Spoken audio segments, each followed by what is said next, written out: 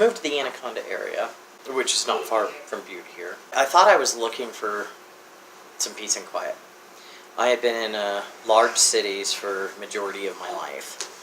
And so I was thinking something quiet. And a friend of mine, who is now my fiance, I came here because she was here. And also the person she was living with, it's hard to explain, but they made certain types of statements that started making me very nervous for what at the time ex-girlfriend was getting ready to have to deal with. And it was, I don't know, I can't even say what it was they said. There was a feeling there that she was going to be in trouble soon. So I came here and I thought it would be nice and quiet. I couldn't find any LGBT. Went to the gay bar. It had closed down like the week before.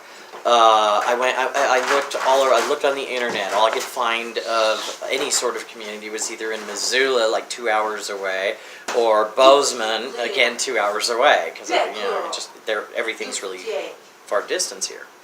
So I searched on Facebook and I found this group called Transvisible Montana, and they were out of the capital in Helena, which is also another 2 hours away. But they had a poster in there, an ad, for a free camping seminar for Transvisible Montana. There was an explanation, yeah. So I had a bunch of stuff come up. My health wasn't doing that great at the time, and I had just gotten back from a long trip. Things were really chaotic at home, and I turned to my fiancée, Kara, and I told her, I said, I think I should probably stay home. Things are a little hectic here. And she goes, no. You need to go. Okay, so I carpooled with this lovely lady named Desiree. We talked all the way there. We talked all the way back. We went, it was about training trans people to go in front of the Senate and Congress of the state, and how to present themselves under colonial system. Stuff that I've been through for a long time, being, an activist for 32 years. And so, Desiree, we pretty much hung out at the back and just whispered a lot, and let the other kids learn. And it reminded me, after a year away from a city that had a large LGBTQ plus community, how much I'd missed it. There was a hole there that I didn't even know was there until I was around them, and then it was very apparent it was there. And Desiree invited me up to this brunch for the BASS Foundation, the Butte Aid Support Services. And so I came up, and there are, I don't know, a good 15, 20 people here.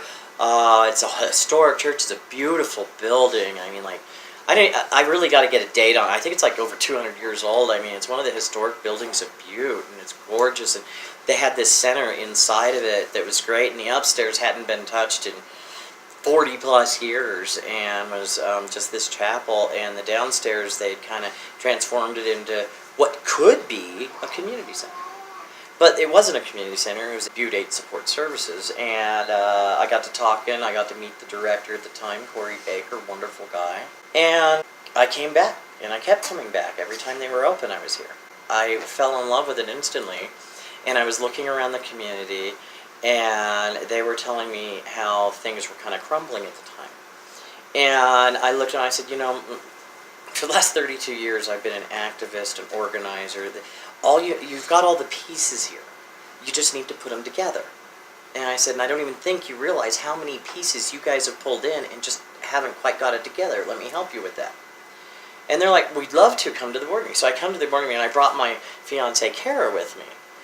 And as I did that, they invited us to get onto the board. I came on as a vice director. Desiree Coates left the board of BASS and jumped on the new board of the Rainbow Plus Community Center. And we were going to go a brand new direction, a direction they hadn't tried before. And the dreams I saw of this place were just unlimited, really. And these people needed help. And it was just something in me. I have to help. And so I did. Currently, I am the director of the Rainbow Plus Community Center and Butte Aid Support Services. We are both under the same umbrella. I'm kind of like a babysitter with the other directors, in a way, and not in a bad way. I don't mean that derogatory. I mean, What it is it's my job to make sure everything's flowing forward. It's my job to make sure the directions that we decided as a board continue to go the directions we're supposed to go. I'm supposed to make sure that we have all our receipts, that everybody's doing, like the treasurer's doing the treasurer stuff, the secretary's doing the secretary stuff, entertainment director's doing the entertainment director. But at the same token, being a new building, it has kind of fallen on me quite a bit to teach. They're teaching me so much about the area, I'm teaching them how to use it. And I don't mean that in a bad way, I mean the positive use where one person is willing to give to help another person. And that entices me and energizes me to not stop. And so I don't. And in teaching, I have this great respect for teaching because you have to also be able to learn. And it's changing me in so many ways in doing so. I've never had a project like this before, and yet I've built many communities, but never a community center. So this, I think, is a good space for me. And the people that I work with are, I can't say enough words of praise for them. There are so many. And they work so hard.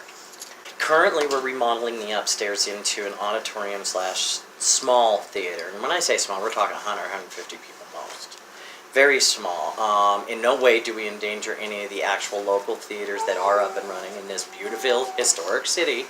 And there's a lot of theaters, actually, but a lot of them are very specific genre of what they do every year. I would like to open up, one thing I miss from being in the city is having a drag show to go to at any time I want to. Well, that's not going to be possible here. So, but it could be possible to have a drag show on the last Saturday of every month. And it's not going to really take a lot. The chapel already had like a stage set up and everything. We're just remodeling and fitting it to a better stage, that's all. So that's exciting. Also, educational panels, such as Bridger Care coming here to teach the professional community how to better treat their LGBTQ patients. I mean, in Butte, Montana, that is a great resource and a great education to have in this area. In the future, I hope we get involved with the school districts, help with the GSAs, get some youth support meetings going up here. When we do these events, we're going to have adult events, we're going to have children events, then we're going to have our underage events, and then we're also going to have family events. And even though almost everything we do is family, we can get pretty wild at some parties. Now, we don't serve alcohol or anything, but we've never denied anybody having it either. We don't have a license, so we don't partake in that. That's just, we don't have a rule against it. Unless it becomes a problem, then the board will have to get together and decide, but that's later. Right now, also documentaries, filmings of documentaries of our history, not only LGBTQ, but history of the area, history of other people, history of different movements. Recently, there was a filming called Selma to Stonewall that was a MLK film. I was not able to see it, but I'm so excited. I gotta find it. I want to see this. It was a filming that was done down the road. Things like that inspire people, that help people, educate people, and bring people together in a free, safe, fully inclusive space.